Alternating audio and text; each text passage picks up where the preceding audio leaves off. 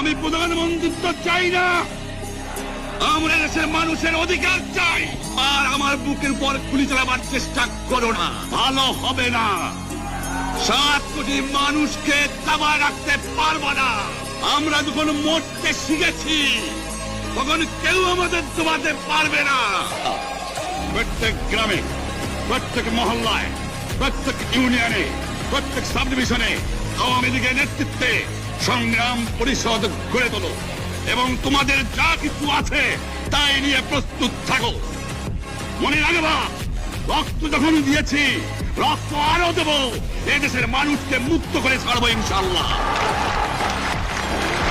এবারে সংগ্রাম আমাদের মুক্তির সংগ্রাম, এবারে সংগ্রাম স্বাধীনতার সংগ্রাম। জয় বাংলা।